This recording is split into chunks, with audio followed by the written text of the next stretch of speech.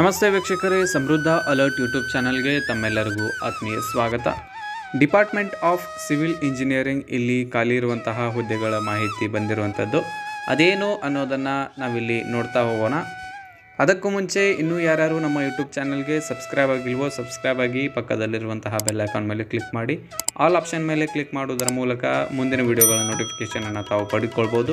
ಹಾಗೆ ಈ ವಿಡಿಯೋ ತಮಗೆ ಇಷ್ಟ ಆದರೆ ಲೈಕ್ ಮಾಡಿ, ತಮ್ಮ ಸ್ನೇಹಿತರಿಗೂ ಶೇರ್ ಮಾಡಿ, ಹಾಗೆ ತಮ್ಮ ಅನಿಸಿಕೆ ಮತ್ತು ಅಭಿಪ್ರಾಯಗಳನ್ನು ಕಮೆಂಟ್ ಮೂಲಕ ನಮಗೆ ತಿಳಿಸಿ ಅಂತ ಹೇಳ್ತಾ ಬನ್ನಿ ಈ ವಿಡಿಯೋನ ಸ್ಟಾರ್ಟ್ ಮಾಡೋಣ. ಹೌದು ವೀಕ್ಷಕರೇ, department of civil engineering, national institute of Karnataka ಇಲ್ಲಿ ಖಾಲಿ ಇರುವಂತಹ ಅಸಿಸ್ಟೆಂಟ್ ಲೆಕ್ಚರರ್ ಹುದ್ದೆಗಳಿಗೆ ಅರ್ಜಿಯನ್ನು ಆಹ್ವಾನಿಸಿದ್ದಾರೆ. ಇನ್ನು ಹುದ್ದೆಗಳ ಮಾಹಿತಿಯನ್ನು ನಾವಿಲ್ಲಿ ನೋಡೋದಾದರೆ, ಹುದ್ದೆಯ ಹೆಸರು ಅಸಿಸ್ಟೆಂಟ್ ಲೆಕ್ಚರರ್. ಒಟ್ಟು ಹುದ್ದೆಗಳು 2. ಮಿನಿಮಮ್ ಕ್ವಾಲಿಫಿಕೇಷನ್ ನೋಡೋದಾದರೆ construction technology and management post graduate ಡಿಗ್ರಿಯನ್ನು ತಾವು ಹೊಂದಿರಬೇಕು.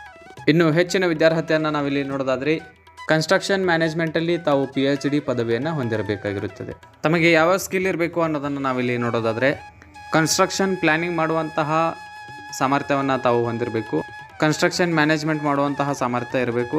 ಕನ್ಸ್ಟ್ರಕ್ಷನ್ ಕ್ವಾಲಿಟಿಯನ್ನು ಪರಿಶೀಲಿಸುವಂತಹ ಸಾಮರ್ಥ್ಯ ಮತ್ತು ಹಾಗೆ ಅದಕ್ಕೆ ಬೇಕಾದಂತಹ ಸೇಫ್ಟಿ ಬಗ್ಗೆ ತಾವು ನಾಲೆಜನ್ನು ಹೊಂದಿರಬೇಕು.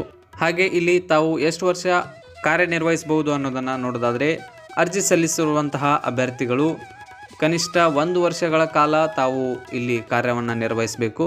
ತಮಗೆ ನೀಡಲಾಗುವಂತಹ ವೇತನವನ್ನು ನಾವಿಲ್ಲಿ ನೋಡೋದಾದರೆ ಅಭ್ಯರ್ಥಿಗಳಿಗೆ ಪ್ರತಿ ತಿಂಗಳು 40,000 ರೂಪಾಯಿ ವೇತನವನ್ನು ನೀಡಲಾಗುತ್ತದೆ. ಈ ವೇತನವನ್ನು PG ಡಿಪ್ಲೊಮಾ ಶಿಕ್ಷಣ ಹೊಂದಿದಂಥವರಿಗೆ ನೀಡಲಾಗುತ್ತದೆ. ಹಾಗೆ 50,000 ರೂಪಾಯಿಯನ್ನು PhD ಪದವಿ ಹೊಂದಿದಂಥವರಿಗೆ ನೀಡಲಾಗುತ್ತದೆ. ಇನ್ನು ಅರ್ಜಿ ಸಲ್ಲಿಸಲು ಕೊನೆಯ ದಿನಾಂಕ ನೋಡೋದಾದರೆ 12 ಫೆಬ್ರವರಿ 2024. ಹಾಗೆ ಇಲ್ಲಿ ಇಂಟರ್ವ್ಯೂ ನಡೆಯುವಂತಹ ದಿನಾಂಕವನ್ನು ನೋಡೋದಾದರೆ 13/2/2024 ಇಂಟರ್ವ್ಯೂವನ್ನು ನಡೆಸಲಾಗುತ್ತದೆ. ಹಾಗೆ ಡ್ಯೂಟಿಗೆ ರಿಪೋರ್ಟ್ ಆಗುವಂತಹ ದಿನಾಂಕ 15 ಫೆಬ್ರವರಿ 2024. ಅರ್ಜಿಗಳನ್ನು ಒಂದು PDF ಫೈಲ್ ಮಾಡಿ ಇಲ್ಲಿ ನೀಡಲಾದಂತಹ ವೆಬ್ಸೈಟ್ಗೆ ವಿಸಿಟ್ ಮಾಡೋದರ ಮೂಲಕ ತಾವು ಅರ್ಜಿಗಳನ್ನು ಅಲ್ಲಿ ಕಳಿಸಬೇಕಾಗುತ್ತದೆ.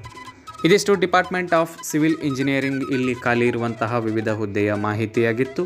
ಮತ್ತೆ ಮುಂದಿನ ವಿಡಿಯೋದಲ್ಲಿ ವಿಶೇಷ ಮಾಹಿತಿಯೊಂದಿಗೆ ಭೇಟಿಯಾಗೋಣ. ನಮಸ್ಕಾರ.